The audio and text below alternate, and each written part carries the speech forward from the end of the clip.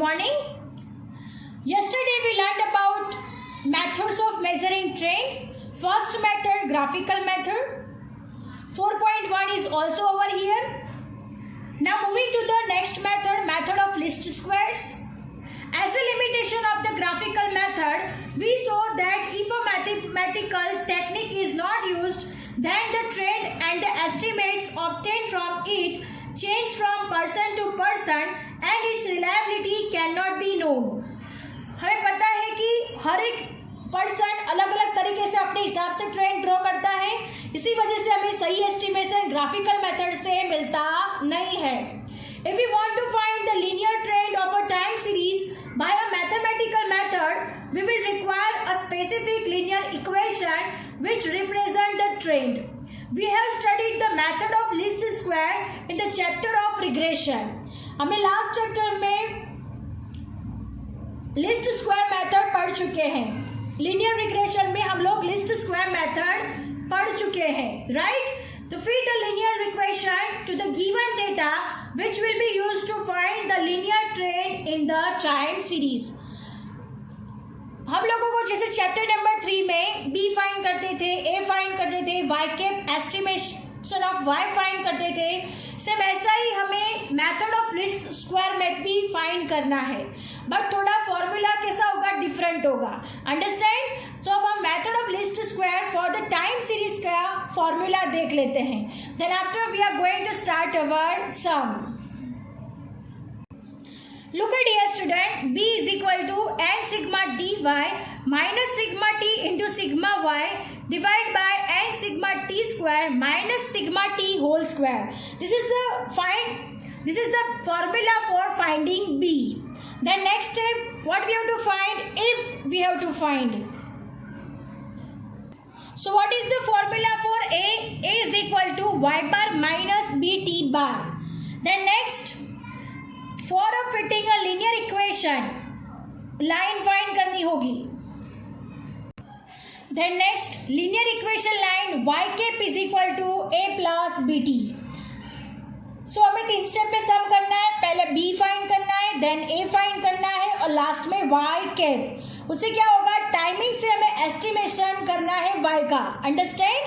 Now we are going to start our 4.2 sum number 1. Sum number 1, 4.2, exercise 4.2, sum number 1. The information about death rate of a state in a different year is given in the following table. Fit the linear equation to find trend and hence estimate the death rate for the year 2017. Estimation कौन सी year का करना है? 2017 का. Year दिया हुआ है 2009, 10, 11, 12, 13, 14, 15. Death rate, it means y is equal to 7.6, 6.9, 7.1, 7.3, 7.2, 6.9, 6.9. तो ये सारा हमें क्या दिया हुआ है, इन्फॉर्मेशन दिया हुआ है. तो सबसे पहले जब भी कोई इन्फॉर्मेशन दिया गया हो और जब भी लिस्ट स्क्वायर मेथड से एग्जाम्पल फाइंड करना हो यानी एग्जाम्पल सॉल्व करना हो, तब हमें सबसे पहले टेबल बनाना होगा. टेबल कैसे बनाएंगे? तो ईयर है, डेथ रेट है, उस हिसाब से हम लोग टेबल बनाएंगे. उसके बाद हम बी फाइंड करेंगे, फिर ए फाइंड होगा, फिर Y cap. Understand? According to the question, year 2009, 10, 11, 12, 13, 14, 15. Then after सबसे पहला स्टेप क्या रहेगा, टाइमिंग देना है. क्या देना है? टाइमिंग. जैसे हम लोग ग्राफिकल मेथड में भी टाइमिंग देते थे. अंडरस्टैंड? तो टाइमिंग कैसे होगा? तो 1, 2, 3, 4, 5, 6, 7. Then Y according to the question हमने लिख दिया है. देन नेक्स्ट कॉलम क्या होगा? T Y. टी वाई का मीनिंग है टी और वाई का क्या करना है, multiplication. 1 into 7.6, 7.6, 2 into 6.9, 13.8, 3 into 7.1, 21.3, 4 into 7.3, 29.2, 5 into 7.2, 36.0, 6 into 6.9, 41.4, 7 into 6.9, 48.3. After dy, we have to find t square. T square मतलब टी का होल स्क्वायर. 1 का स्क्वायर 1, 2 का square 4, 3 square 9, 4 square 16, 5 square 25, 6 square 36, 7 square 49. After finding this table, we have to total of it. So here यानी number of years है n is equal to 7, sigma t का total 28, sigma y 49.9, sigma ty 197.6 and sigma t square 140. Understand? आपको समझ में आ गया होगा मैंने कैसे टेबल प्रिपेयर किया है.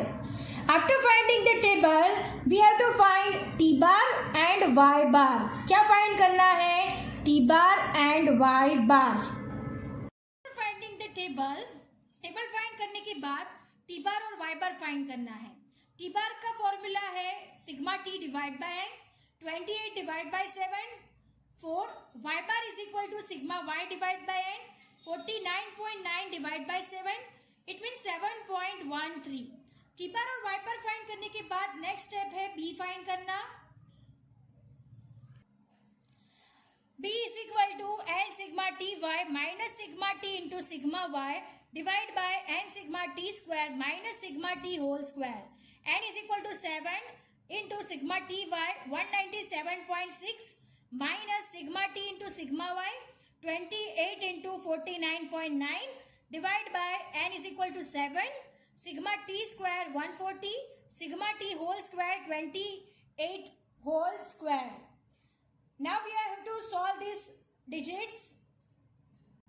So look at here student, 197.6 into 7 1383.2, 28.49.9 दोनों का मल्टीप्लिकेशन किया तो 1397.2 डिवाइड बाय 980 माइनस 784 यानी -14 divide by 196. Let B is equal to -0.07. यहाँ पे हमने बी फाइंड कर लिया है. Now moving to the next step, A find करना है. A is equal to Y bar minus B T bar. Y bar 7.13 from according to the above calculation minus B is equal to -0.07. T bar is equal to 4, 7.13 minus plus 0.28, 7.13 plus 0.28, A is equal to 7.41. Now moving to the next step. The next step, equation for trend. Equation for trend यानी equation क्या बना हमारा? Y cap is equal to A plus BT. Y cap is equal to 7.41 plus -0.07 t. तो ये हमारा क्या हो गया? इक्वेशन हो गया. अब हम क्या करेंगे तो t में जिस ईयर का हमें एस्टिमेशन करना है उस हिसाब से हमें टाइमिंग उसका फिक्स करेंगे और फिर हमें उनका क्या मिलेगा? y कैप यानी एस्टिमेशन ऑफ y फाइंड करेंगे.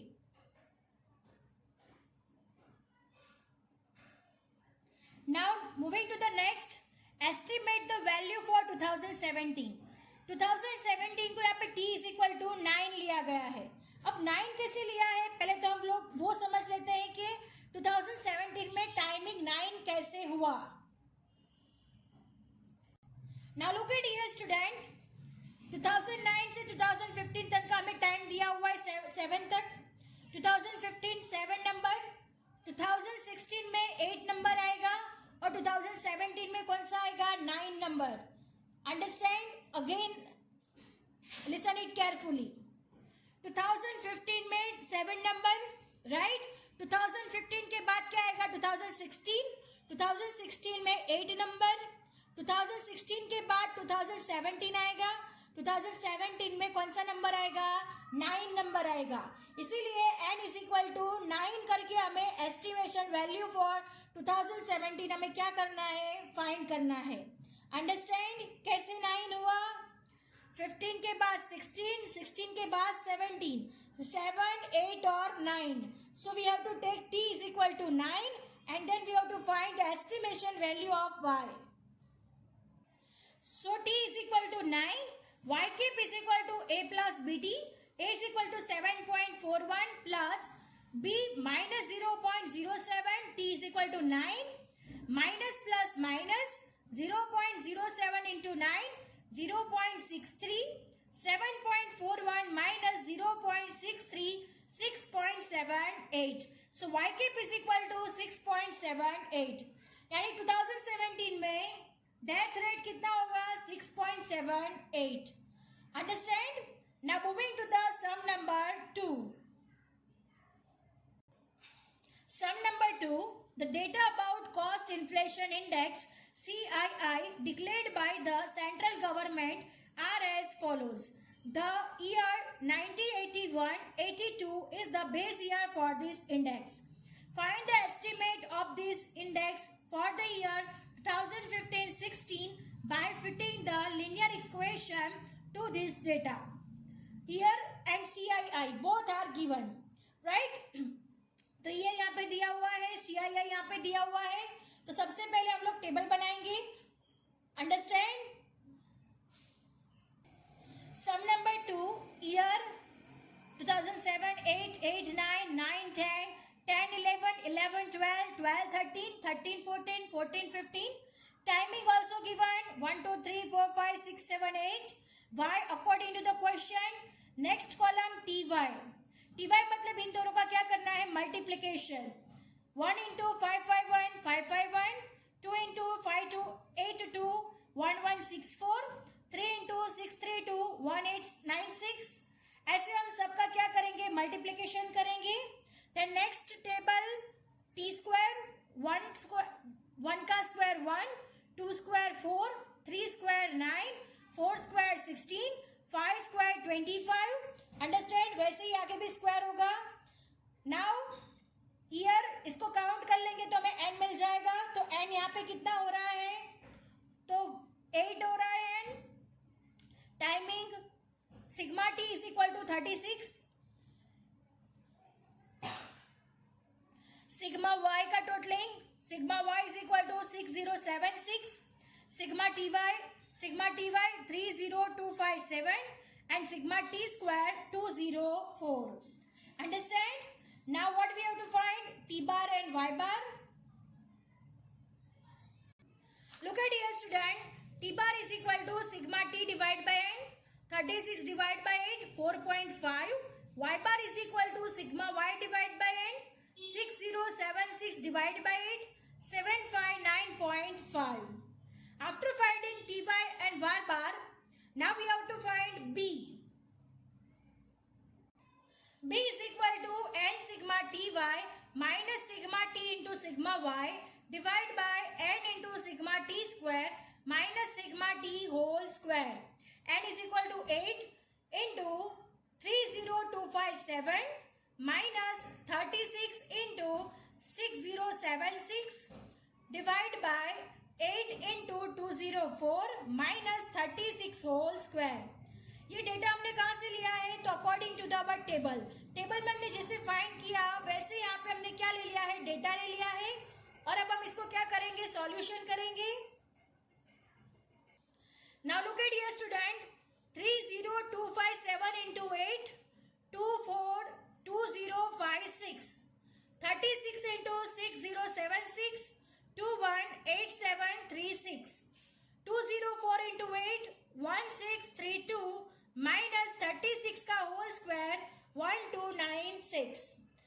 आफ्टर फाइंडिंग दिस हम इसमें से ये माइनस करेंगे और इसमें से भी ये माइनस करेंगे. उसके बाद डिवीजन करेंगे. 242056 माइनस 218736 माइनस करने के बाद 23320 मिल रहा है. 1632 माइनस 1296 यानी 336 मिल रहा है. इन दोनों का डिवीजन होगा तो 69.4 यानी बी हमें कितना मिल जाएगा, 69.4. अंडरस्टैंड? यहाँ पे बी का calculation is over. B is equal to 69.4. Now we have to find A. A is equal to y bar minus B D bar. 759.5 minus 69.4 into 4.5. 759.5 minus 312.3. It means क्या मिलेगा हमें, A मिल जाएगा. So A is equal to 447.2. Now what is the next? Equation for trend find करना है. Equation for trend y cap is equal to a plus bt, a 447.2 plus b 69.4 and t हमारा क्या होगा, estimation year जो हमने यहाँ पे दिया हुआ है 2015 और 2016. सबसे पहले हम उसका ईयर फाइंड कर लेंगे, उसका टाइमिंग फाइंड कर लेते हैं. उसका टाइमिंग क्या हो रहा है, लुक एट ईयर स्टूडेंट, 2014-15 तक 8 टाइमिंग दिया हुआ है. नेक्स्ट ईयर कौन सा होगा, 2015-2016, तो उसका नंबर क्या हो जाएगा, 9 नंबर हो जाएगा. अंडरस्टैंड. 14-15 के बाद 15-16 आएगा जो हमें एस्टिमेट करना है. अकॉर्डिंग टू द क्वेश्चन उसका टाइमिंग क्या हो जाएगा, 9. Estimate the value for 2015-16. 2015-16 को टाइमिंग 9 हमने आगे समझ चुके हैं कैसे कि टाइमिंग 9 हुआ. तो y cap is equal to 447.2 plus 69.4t. 447.2 plus 69.4 into 9. सबसे पहले इन दोनों का मल्टीप्लीकेशन होगा तो 624.6. 447.2 प्लस 624.6 y cap is equal to 1071.8. यानी 2015 और 16 में CII कितना होगा, 1071.8. Understand? Our sum is over here. I hope you understand it very well. Thank you, students.